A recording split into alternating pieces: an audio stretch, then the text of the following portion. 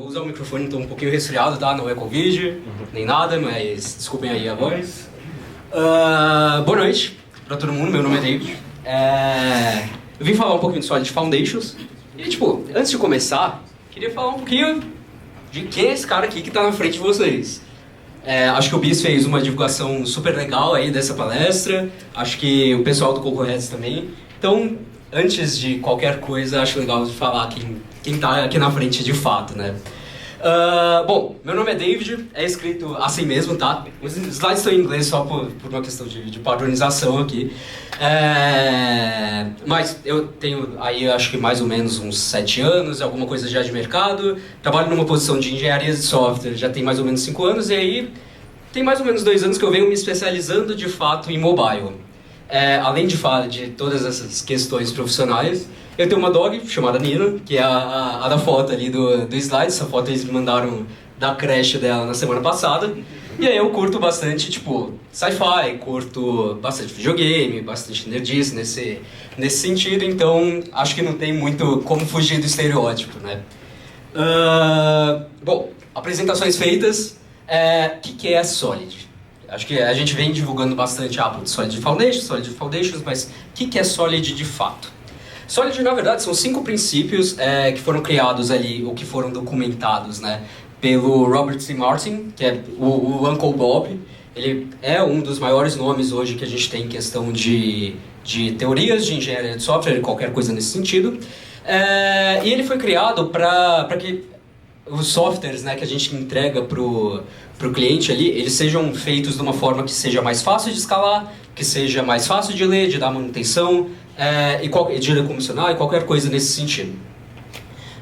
Quando a gente fala de Solid, a gente está falando de 5 princípios, tá? Basicamente é um acrônimo isso. Então a gente tem o princípio de responsabilidade única, a gente tem o princípio de aberto e fechado, a gente tem o princípio de substituição de Liskov, a gente tem o princípio de segregação de interface e também o princípio ali de inversão de dependência. Mas beleza, esses nomes sozinhos eles não querem dizer absolutamente nada. O que é cada um deles, né? Quando a gente fala de princípio de responsabilidade única, basicamente o que a gente está falando cara, você deveria ter as coisas organizadas de fato pelas categorias que elas estão.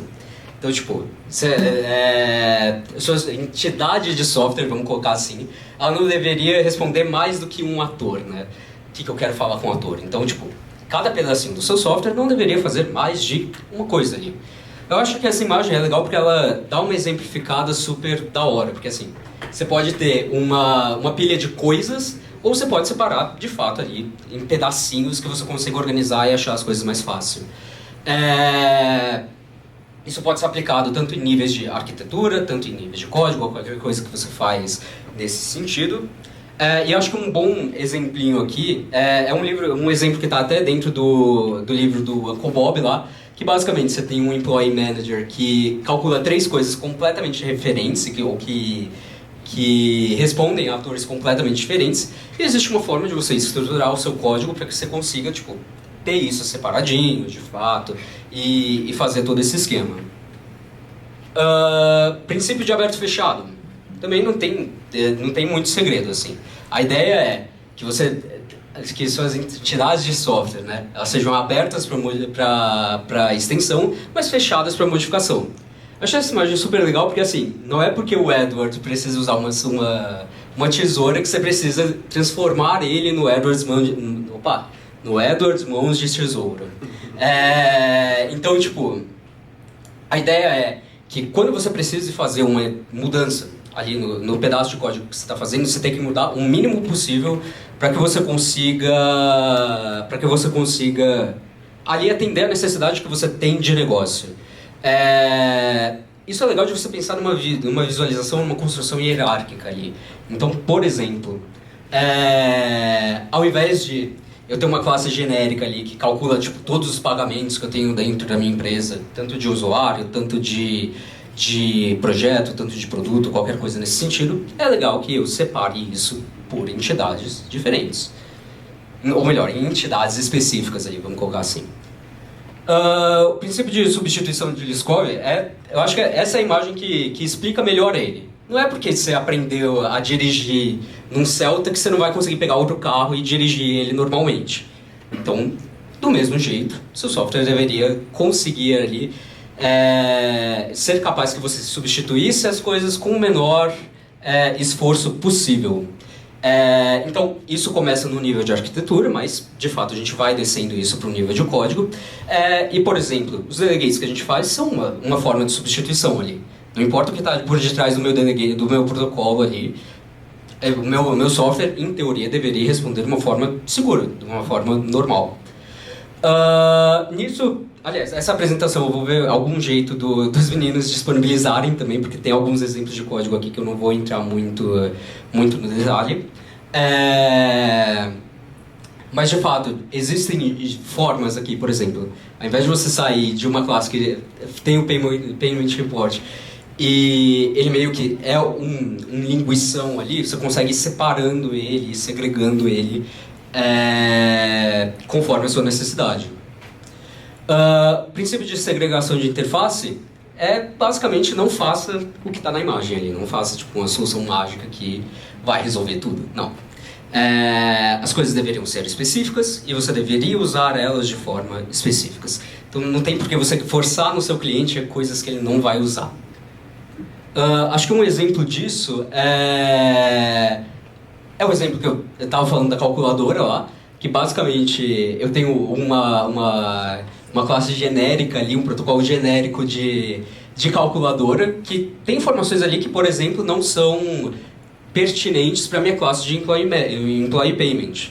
Então, existem aí formas que você pode construir seu código para que você tenha essas partes todas segregadinhas, bonitinhas, né? E o princípio de inversão de dependência, que basicamente diz que você deveria referenciar seu código sempre a abstrações e não a objetos concretos. Essa, na minha opinião, é o princípio mais difícil de você aplicar na prática em código, porque ele é um pouquinho abstrato, né? Esse que é o ponto. Se você pegar o princípio de inversão de dependência de fato, ele diz que eu não posso ter uma referência forte para classes chumbadas ali. O jeito que você sai disso é conectando tudo via protocolo. Então, fazendo mais ou menos o que você faz ali quando você precisa de um delegate. Isso, particularmente para mim, na primeira vez que eu vi Solid, foi a parte mais difícil de entender de fato. Assim, o conceito de Solid é um conceito que eu comecei a ter contato no ambiente de trabalho, isso ali por 2018, 2019. E eu lembro que na época que eu cheguei nesse, eu não cheguei a entender ele de fato até recentemente. Então, ele é o que eu acho mais difícil de implementar. E aí, beleza, vocês devem estar se perguntando, por que diabos eu preciso saber disso na hora que eu estiver fazendo meu código? Por que tipo, eu não posso fazer meio que a esmo?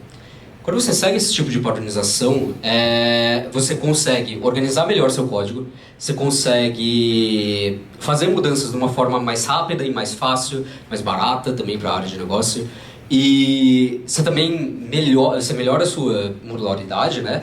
E você também, você melhora o seu tempo que você gasta em manutenção. Quando as coisas estão um pouco amarradas, você consegue ir lá e diretamente ligar e arrumar elas, né? Dar manutenção nelas, nesse caso. Mas beleza. Cara, nunca vi Solid na minha vida.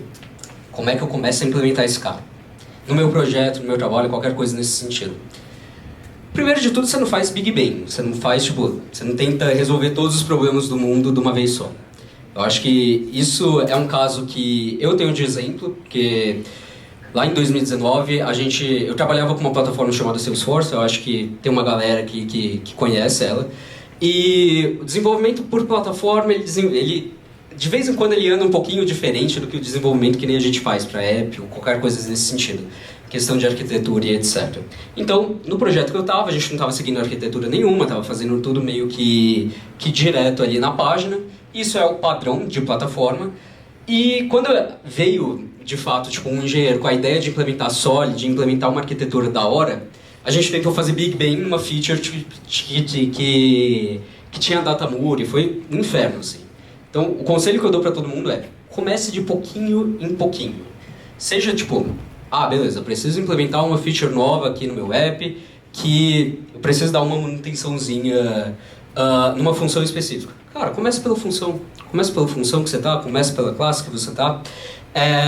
E além disso, eu acho que se você vai começar de fato esse processo de usar o Solid, primeiro analise se realmente, tipo, a não ser que seja um processo de estudo ou um projeto muito pequenininho, não sei o quanto vale o esforço. Eu acho que isso é uma coisa legal de falar. Tipo, a gente deveria usar tecnologia para servir algum propósito e não como um propósito em si mesmo. Então, se faz sentido para aquele app que você está fazendo, analisa isso, e se faz sentido, show de bola, vamos começar por ali, vamos começar aos pouquinhos e etc. Mas beleza, isso eu estou falando de quando começa do zero ali. Quando eu já tenho alguma coisa pronta, quando eu já tenho, tipo, eu preciso refatorar para conseguir chegar no Solid. Cara, de novo, é ir priorizando, o que faz sentido, pensando em área de negócio, pensando em o que faz sentido em questão de projeto, é você priorizar os small wins que você pode ter, e também, tipo, não tentar fazer que o app seja 100% compliant ali no seu primeiro refactor. Então, vai aos pouquinhos, vai iterando em cima daquilo, não adianta tipo, tentar resolver um problema que pode ter levado anos para acontecer em um dia só. Então, eu fiz um projetinho para acompanhar essa apresentação, que basicamente eu pego uma view model linguiçona e eu quebro ela em MVVM e aplico alguns conceitos de Solid. Tá no GitHub, quem quiser dar uma olhada. E aí, beleza. Isso daqui, do que eu tô falando, é muito, muito, muito por cima do que é esse assunto. Esse assunto, tipo, se você pesquisar na internet, você vai ver N opiniões ou N pessoas explicando de N jeitos, e é um assunto bem confuso de você achar. Então, eu trouxe aqui 3 referências que eu acho que são muito boas e que, no período que eu estava pesquisando aqui, eles me ajudaram bastante. Primeiro de tudo, de fato a trilogia do Uncle Bob. Eu acho que se você vai começar por algum lugar, é legal de você saber também um pouquinho da teoria. E também tem 2 links muito legais aqui. Um é do Swift India, tá em inglês. Eles explicam com exemplos também toda a questão do Solid. E um outro exemplo é o Medium do Rodrigo Máximo. O Rodrigo Máximo, ele é um engenheiro do iFood, do Nubank, que ele explica bonitinho também no iOS ali. Ele vai indo passo a passo. São 5 artigos super, super legais nesse sentido. Então, acho que a minha ideia de trazer o Solid Foundations aqui é mais para levantar a discussão, de fato. Não acho que eu seja o dono da verdade ou qualquer coisa nesse sentido. Mas eu acho que essa é uma discussão que, tipo, ela contribui muito para a saúde da engenharia de software como um todo, assim. Então, acho sempre legal, acho que é um tema que o Bruno comentou comigo que já não rolava algum tempo no Cocoa Heads e que eu espero ter, tipo, pelo menos pincelado aí um pouquinho com vocês, tá, gente? Do que eu tinha para trazer de palestra era isso. Então, esse é o rolê que eu tinha para trazer de Solid Foundations.